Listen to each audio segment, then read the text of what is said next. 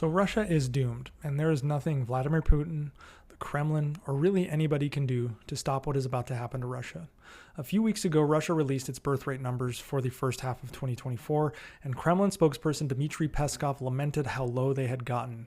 This was a rare display of frustration out of a Kremlin that generally likes to present themselves as having all situations under control. Russia's population is currently 143 million. It will never be higher. In fact, it is 5 million lower now than it was 30 years ago, and this decline will continue for at least 75 years until they stabilize sometime after the year 2100. And Russia's decline rate was originally based on the assumption of them maintaining 1.5 births per woman for the next few decades. Now, side note, to merely maintain a population, a country must maintain 2.1 births per woman. Russia, in the first half of 2024, hit 1.4 births per woman, lower than what was anticipated. Based on that, Russia is going to lose 400,000 people per year every year until the year 2100 for a total of 31 million people. That is like losing all of the people in the state of Texas and never getting their productivity, their taxes, or their ingenuity back ever again. And this number, where in the year 2100 Russia's population is merely 112 million, this assumes they stop the war in Ukraine right now and don't start any future wars. But it gets worse. Russia's retirement age is 65 for men and 60 for women. So just for average's sake, we'll call it 63. As of right now, 20% of Russia's population is over 63. In 10 years, that number will grow to 28%. It will be those that are in the 16 to 62 working age group that will support those elderly, but also they will be supporting children, which makes up 17%. So to put it plainly, in 2035, out of 100 Russians, 55 will be working, and their income and taxes will go to support the other 45, whether it is the 17 children or the 28 elderly. Now, side note number 2 here, the people Putin is content on getting killed in the war in Ukraine is actually that 16 to 62 population. So throw that into the non-working populace pile, who will need support from the working populace. It'll be about 500,000 wounded soldiers. And again, that is if the war ended right now. This also assumes a perfect populace where everyone is productive. Problem is, 15% of 16 to 62-year-olds in Russia are drug and alcohol abusers. 1% of Russians are HIV positive, and their outlook is much worse than Western nations. In the US, HIV is less than half of that at 0.4%, but with better healthcare. So HIV positive Americans can remain more productive longer into their lives. So given all of this, Russia faces a one worker supporting more than one elderly/child in 2035. And this assumes there are no stay-at-home moms or stay-at-home dads. This assumes there are no full-time students. This assumes that unemployment is 0%.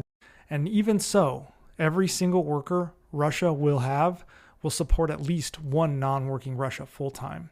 This is called the dependency ratio. And when that ratio drops below 50%, as it will in Russia, it is disaster.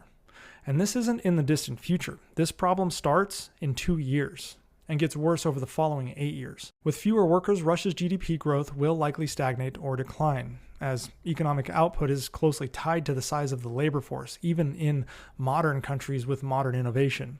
It's no surprise that in 2035, the top 3 economies in the world will also be the top 3 populations. And yes, the US will still be number 1.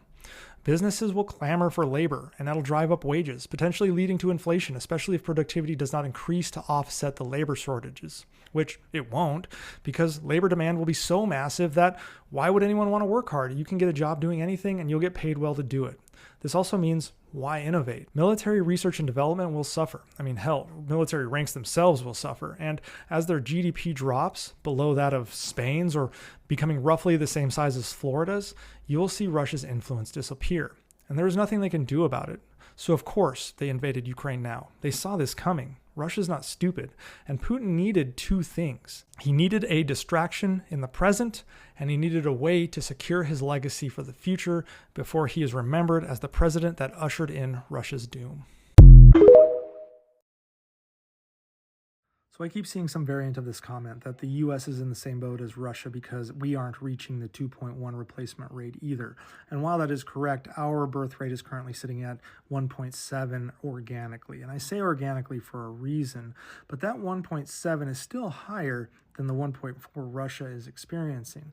Now, when I talk about organically, what I'm not including is immigration, and immigration is our cheat code. And we have the most immigration in the world, and it's not even close. So, because of that, just looking at legal immigration, the United States lets in about 1 million people per year legally, whereas Russia lets in about 62,000.